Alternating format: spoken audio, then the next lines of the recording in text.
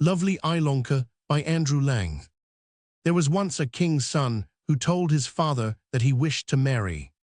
"No, no," said the king, "you must not be in such a hurry. Wait till you have done some great deed. My father did not let me marry till I had won the golden sword you see me wear." The prince was much disappointed, but he never dreamed of disobeying his father, and he began to think with all his might what he could do. It was no use staying at home, so one day he wandered out into the world to try his luck.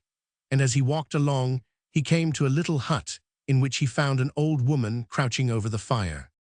"Good evening, mother. I see you have lived long in this world. Do you know anything about the three bulrushes?" "Yes, indeed, I've lived long and been much about in the world, but I have never seen or heard anything of what you ask. Still, if you will wait till tomorrow, I may be able to tell you something."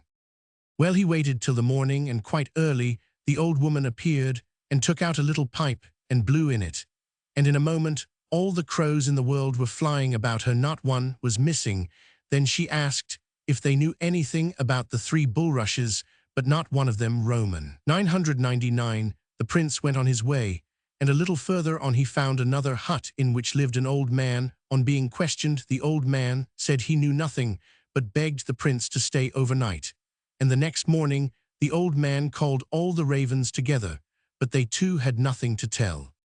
The prince bade him farewell and set out. He wandered so far that he crossed 7 kingdoms, and at last one evening he came to a little house in which was an old woman. "Good evening, dear mother," said he politely. "Good evening to you, my dear son," answered the old woman. "It is lucky for you that you spoke to me, or you would have met with a horrible death. But may I ask, where are you going?" "I am seeking the three bulrushes. Do you know anything about them?" "I don't know anything myself, but wait till tomorrow, perhaps I can tell you then." So the next morning she blew on her pipe, and lo, and behold, every magpie in the world flew up, that is to say, all the magpies, except one who had broken a leg, and a wing the old woman sent after it at once. And when she questioned the magpies, the crippled one was the only one who knew where the three bulrushes were. Then the prince started off with the lame magpie. They went on, and on, till they reached a great stone wall many, many feet high. "Now, prince," said the magpie, "the three bulrushes are behind that wall." The prince wasted no time. He set his horse at the wall and leaped over it. Then he looked about for the three bulrushes, pulled them up, and set off with them on his way home. As he rode along, one of the bulrushes happened to knock against something. It split open, and only think out sprang a lovely girl who said, "My heart's love, you are mine, and I am yours. Do give me a glass of water." But how could the prince give it her when there was no water at hand? So the lovely maiden flew away. He split the second bulrush as an experiment, and just the same thing happened. How careful he was of the third bulrush! He waited till he came to a well, and there he split it open, and out sprang a maiden 7 times lovelier than either of the others. And she too said, "My heart's love, I am yours, and you are mine. Do give me a glass of water." This time the water was ready, and the girl did not fly away, but she and the prince promised to love each other always. Then they set out for home. They soon reached the prince's country, and as he wished to bring his promised bride back in a fine coach, he went on to the town to fetch one in the field where the well was. The king's swineherds and cowherds were feeding their droves, and the prince left Ilonka, for that was her name, in their care.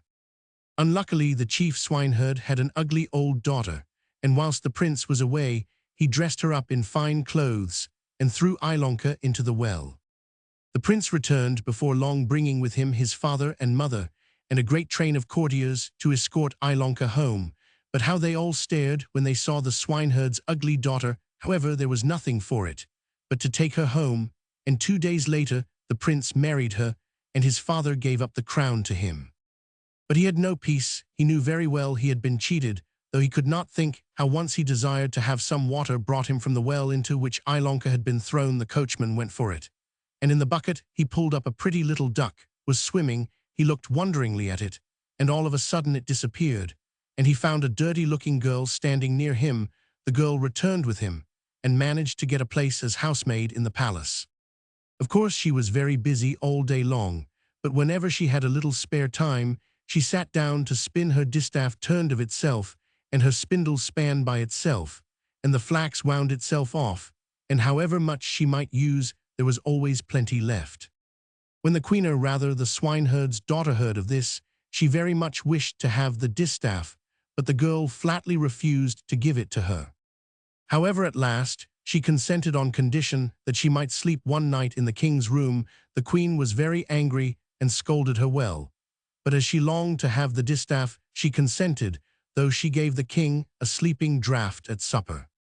Then the girl went to the king's room, looking 7 times lovelier than ever. She bent over the sleeper and said, "My heart's love, I am yours, and you are mine. Speak to me, but once I am your Ilonka." But the king was so sound asleep, he neither heard nor spoke, and Ilonka left the room sadly, thinking he was ashamed to own her. Soon after, the queen again sent to say that she wanted to buy the spindle. The girl agreed to let her have it on the same conditions as before, but this time also the queen took care to give the king a sleeping draught. And once more Ilonka went to the king's room and spoke to him, whisper as sweetly as she might. She could get no answer. Now some of the king's servants had taken note of the matter and warned their master not to eat and drink anything that the queen offered him, as for 2 nights running she had given him a sleeping draught. The queen had no idea that her doings had been discovered, and when a few days later she wanted the flax and had to pay the same price for it, she felt no fears at all. At supper that night, the queen offered the king all sorts of nice things to eat and drink, but he declared he was not hungry and went early to bed. The queen repented bitterly her promise to the girl, but it was too late to recall it, for Ilonka had already entered the king's room, where he lay anxiously waiting for something he knew not what. All of a sudden he saw a lovely maiden who bent over him and said, "My dearest love, I am yours, and you are mine. Speak to me, for I am your Ilonka." At these words, the king's heart bounded within him. He sprang up and embraced and kissed her, and she told him all her adventures since the moment he had left her. And when he heard all that Ilonka had suffered and how he had been deceived, he vowed he would be revenged. So he gave orders that the swineherd, his wife and daughter, should all be hanged, and so they were. The next day the king was married with great rejoicings to the fair Ilonka, and if they are not yet dead, they are still living. From Ungarisch Märchen.